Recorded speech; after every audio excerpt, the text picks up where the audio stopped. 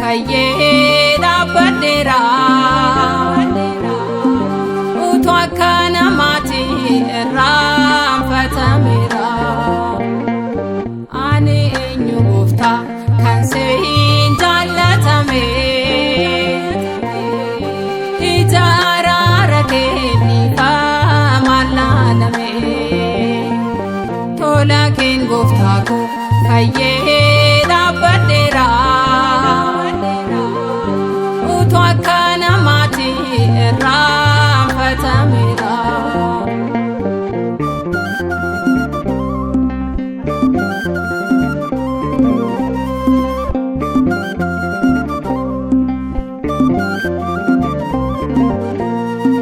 Yeroo gammachuutti si wajjin nyaadhe yeroo dhibbuu keetti hin beekuun kakadhe. Fayyina koo dhufnaan garaan koo jabaate fannoo tolchi baase cubbuun koo baay'ate. Ani eenyu gooftaa kan seehin jaallatame ija araara keetiif maal laalame. Tola keen gooftaa koo kayyee dhaabbadeera utuu akka namaatti irraanfatameera.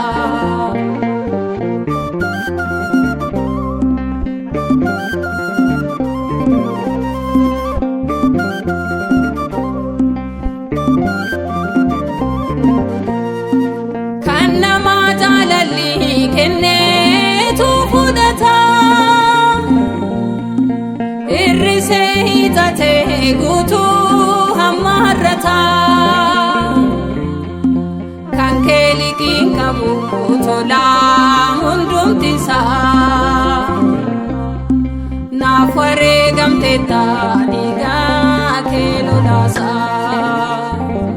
Ani eenyu gooftaa kan seehin jaallatame ija araara keetiif maal laalame. Tola keen gooftaa koo kayyee dhaabbadeera utuu akka namaatti irraanfatameera.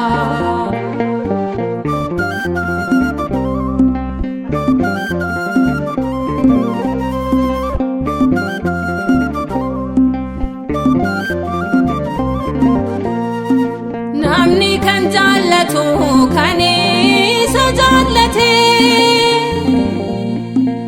akka kee diina isaaf eenyu kan dhaabbate. Daddarba koo maraa kan naaf irraanfatu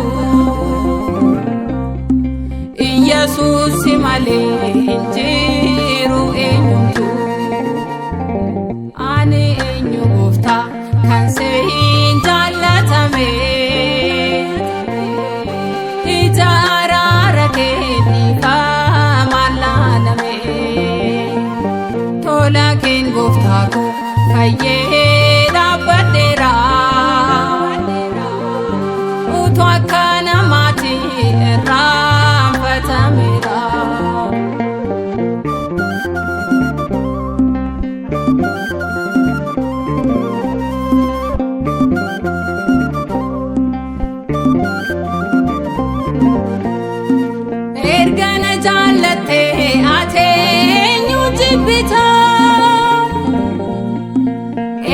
koona filtee du'aa koo duuteetta atoo jechaan olii maal jedhee si waamu daangaan jaalala kee kun kan tilmaamamu ani eenyu gooftaa kan siin jaallatame ija araara keetiif maalaalame tola keen gooftaa koo fayyee dhaabbadheera